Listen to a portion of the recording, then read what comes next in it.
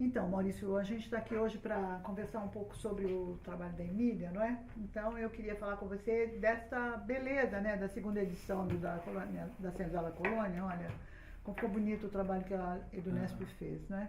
E essa velha edição da Guijob, que nem existe mais essa editora, não é? Da Monarquia à República, Momentos Decisivos. Eu gosto muito desse material da Emília, porque acho que aqui tem uma discussão imensa sobre a transição do trabalho escravo para o livre, né? Nesse material. E aqui tem uma coisa de discussão interessante, que é como é que se sai da monarquia e como é que se vai proclamar a república. Nesse material que nós estamos fazendo, que é um livro sobre livros, né?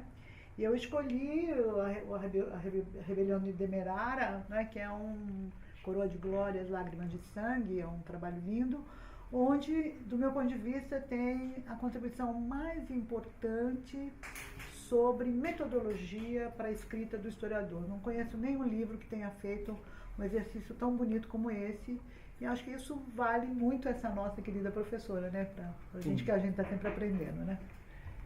A minha experiência com os trabalhos da professora Viotti remonta à graduação, quando a professora Zilda, inclusive, que indicava a leitura dos textos dela.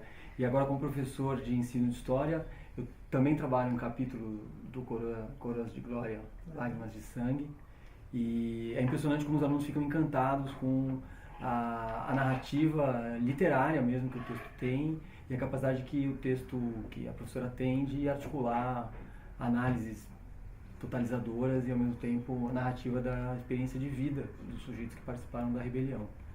Nós temos aqui também o Matheus, que está ali atrás ajudando na técnica de som.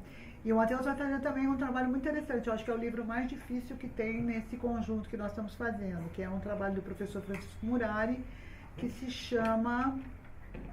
Como se chama, Matheus? O Fardo e o Fio. O Fardo e o Fio é um trabalho que pensa a partir do presente, por que voltar à história antiga e quais são as questões fundamentais da história antiga. Até eu sugeri ao Matheus que fizesse um trabalho pensando a guerra, né? Como a guerra na antiguidade tinha um ethos cultural e ético, né? E como a guerra contemporânea não tem, e a problemática da democracia, que ao fim e ao cabo é um regime político que a gente não conseguiu criar outro melhor, né? Então acho que vai ser um trabalho bem bacana. Ele está escondidinho lá, mas ele está fazendo um trabalhinho técnico aqui na frente. Algo que me parece importante citar desse trabalho, né, sobre os livros com a Emília Viotti, que é o quanto ela me permitiu refletir sobre o gênero biografia. Porque na realidade não é, né, um trabalho, eu diria, que é só de falar sobre, né, o que é a construção de um gênero, o que é a construção especificamente feita por um autor como Todorov, da vida do Goya, mas como, né, o trabalho e a troca com ela me permitiu refletir melhor sobre a construção de um personagem, histórico.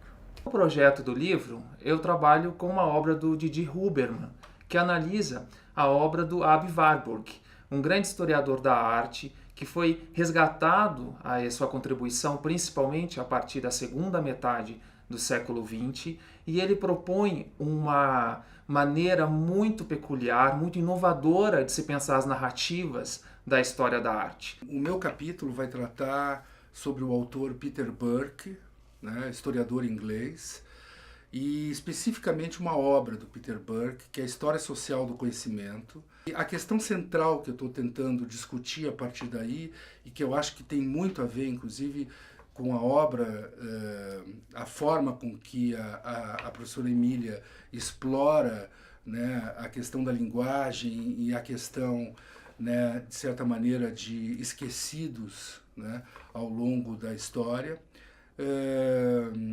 trata de duas questões básicas.